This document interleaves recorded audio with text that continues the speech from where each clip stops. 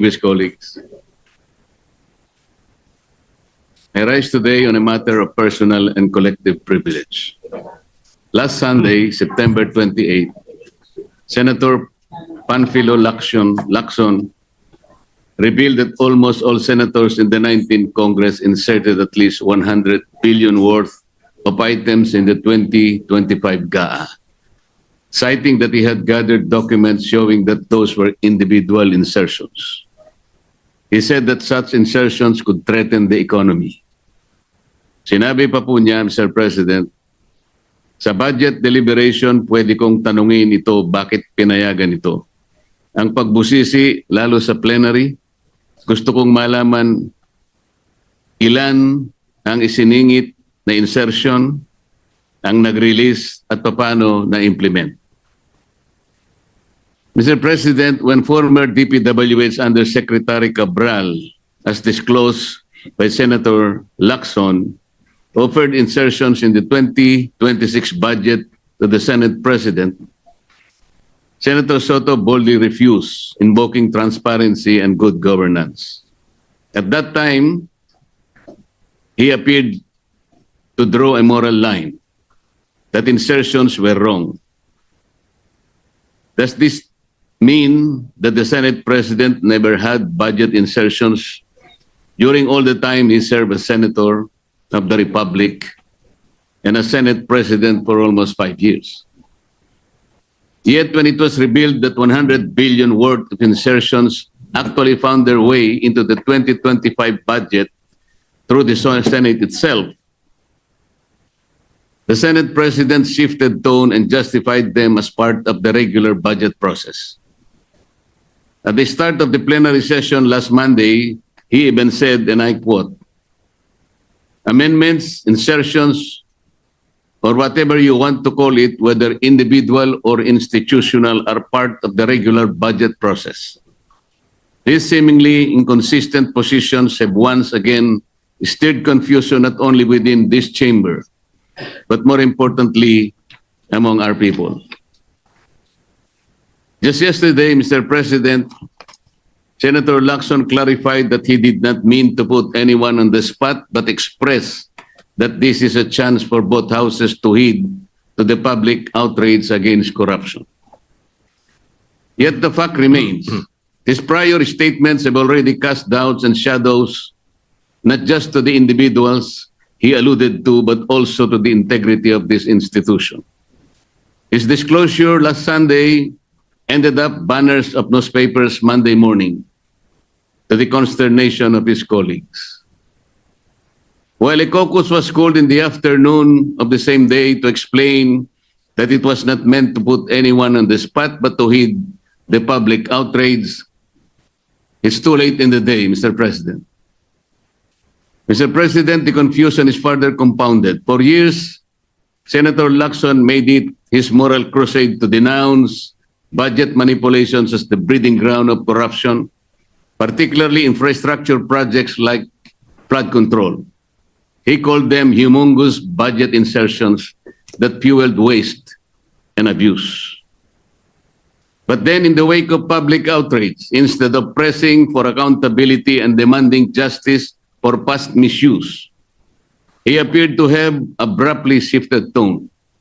After pontificating on the evils of insertions, he suddenly got off from his hobby horse of morality and simply urged both chambers to heed the public outrage. What does this mean, Mr. President? That after all the thunder, we simply move on. This inconsistency, first condemning insertions as corrupt, then quietly moving on without demanding redress, only deepens public distrust. Are we truly committed to reform or merely staging rhetorical battles without the resolve to clean up the rot? This flip-flop erodes the consistency of our institutions' stand. Are insertions wrong or are they right? If they are wrong, why did we allow them? If they are right, why did we deny them before?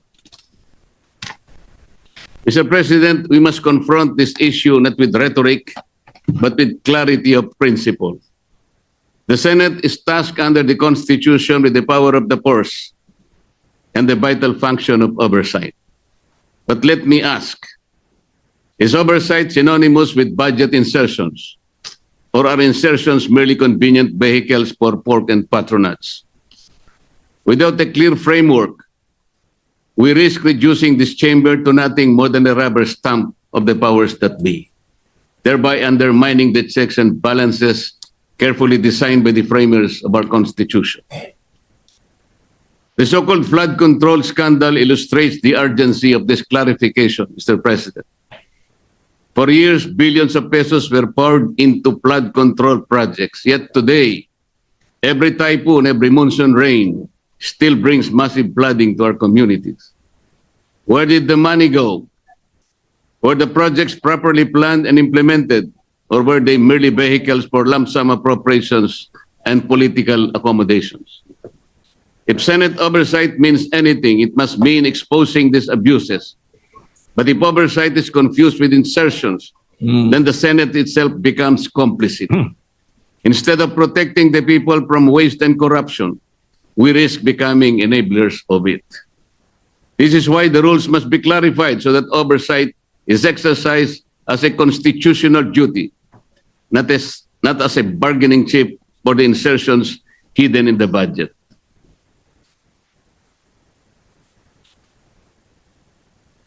Mr. President, our people demand clarity. They demand consistency. Most of all, they demand accountability. The budget is not the private purse of politicians. It is the lifeblood of the nation. The flood control scandal is proof that unless we strengthen our oversight function, billions will continue to be wasted, and the Filipino people will continue to miserably suffer. I therefore urge this chamber to undertake a comprehensive review of our rules and practices on budget amendments and insertions, to draw the line between legitimate oversight and illegitimate manipulation, and to reclaim the public trust in our stewardship of their hard-earned taxes. Let us not be remembered as the Senate that equivocated on principle. Let us be remembered as the Senate that stood firm for transparency, for integrity, and for the Constitution. Thank you, Mr. President. Thank you. Before I recognize the Majority Leader, I just wish the presentation of the privileged speech of the gentleman was delivered while Senator Lacson was here. But nevertheless, to answer his question of whether from my 1992 to the present have I not had any insertions, I guarantee you I have never made any insertions in the budget, because insertions are not tolerated, and I will never do that, because when I say insertions, that means it is inserted and it is not done in second reading.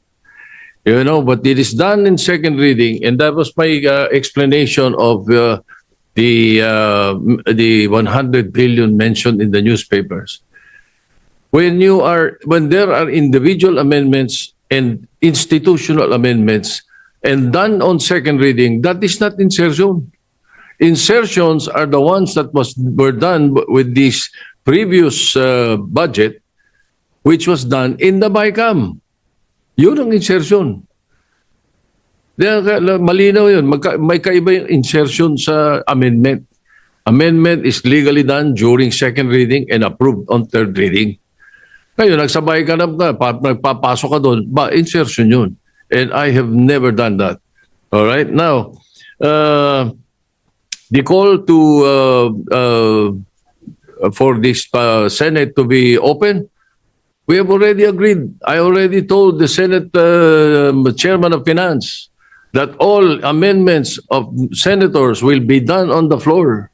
They will own what they amend, whatever it is, and we will not accept any amendment in the bicameral conference committee, for the record. And so with that, and also the manifestation of Senator